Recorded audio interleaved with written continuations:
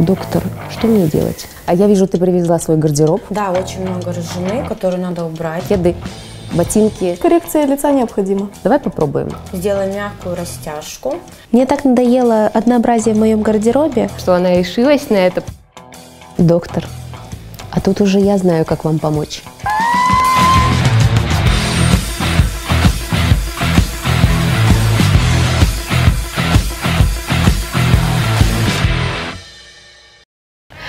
Салям алейкум, Зульфие, рада вас видеть. Прежде чем мы начнем с вами работать, хотелось бы познакомиться с вами поближе. Мне тоже очень приятно с вами познакомиться. Я пришла на эту программу, чтобы немножко измениться. Я сама по профессии медицинский работник. Раньше я работала, другая жизнь была. Сейчас у меня 2 деток маленьких. Времени не всегда хватает на себя. И мне хотелось бы немножечко измениться. Я так понимаю, что дети у вас совсем маленькие, времени на себя не хватает. Да. Это нормальная ситуация на самом деле. Когда оно у вас появляется, как вы им распоряжаетесь? Времени у меня действительно мало, потому что детки старшему 3 года, младшие 10 месяцев, у них разные режимы. Один просыпается, другой засыпает. Поэтому... То есть мы сегодня вас выдернули из вашего привычного графика? Немножко, да. И нужно это время использовать с пользой. Да. Однозначно. Поэтому я сейчас предлагаю не тратить его, а очень полезно провести. Мы с вами сейчас отправляемся в магазин за новым образом.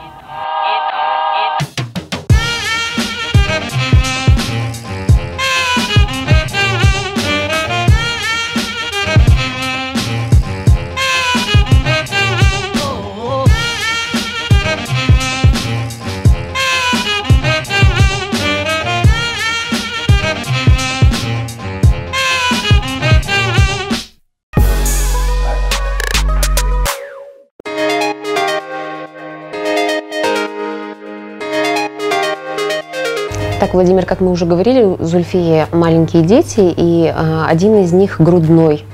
Мне бы хотелось, чтобы ты прокомментировал, насколько возможно окрашивание, в такой ситуации, как у Зульфии. Халиде, смотрите, дело в том, что аммиачными красителями вообще в период скармливания, и когда маленький ребенок, вообще категорически запрещено. Потому что аммиак плохо влияет на организм. То есть окрашивание, вся химия, да, вся химия, конечно. Через молоко, да, конечно. Но окрашивание возможно, но это должно быть или пастельное тонирование, или безаммиачный краситель полностью, который органический, который просто покрывает волосину, не внутрь проникает и не идет химический процесс внутри, а который просто работает сверху, обволакивая волосину. Поэтому мы сегодня придадим красивый оттенок, приведем в порядок волосы, сделаем красивый тон. В таком случае, как я поняла, Зульфия сможет вернуться в блонд только после того, как она закончит процесс кормления, правильно?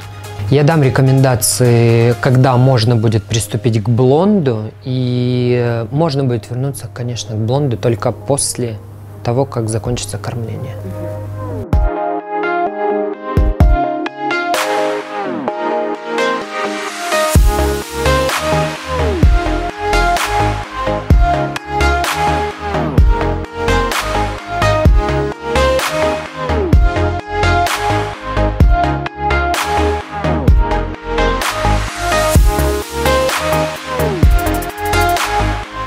Так, Вадим, сегодня у нас задача состоит не только в том, чтобы сделать макияж для нашего выхода, финального, но и научить Зульфие ежедневному макияжу, потому что тот, который я видела, как мне кажется, он немножко ее взрослит, он такой неактуальный сегодня. И крупные стрелки, как мне кажется, должны быть безупречными, и они требуют определенного случая. Для повседневной жизни, скорее всего, это не самый удачный вариант. Расскажи, пожалуйста, что можно использовать Зульфие как маме 2 детей, какой-то экспресс-макияж на каждый день. Ну и, конечно же, мы ждем от тебя сегодня финального макияжа, так скажем. Для каждого дня и ежедневный макияж я рекомендую Зульфие делать легкий смоки, это достаточно быстро. Использовать консилер под глаза, так как есть небольшие затемнения, минимальная коррекция и подчеркнуть губы. И образ будет завершен и красив.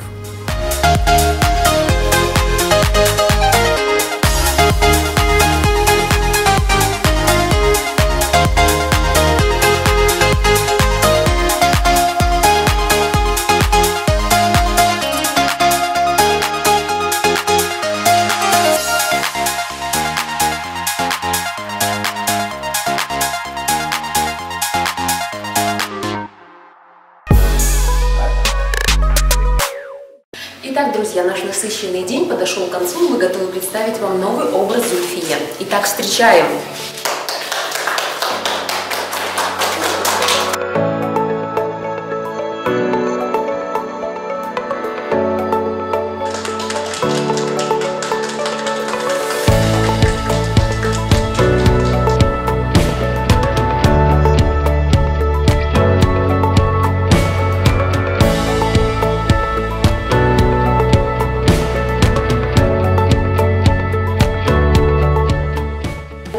От нового образа Зульфия, да? Она стала более стильной, более такой легкой, еще более красивой, такая вся выразительная. Я в восторге. Моя дорогая жена так изменилась. Ну, в лучшую сторону, конечно же.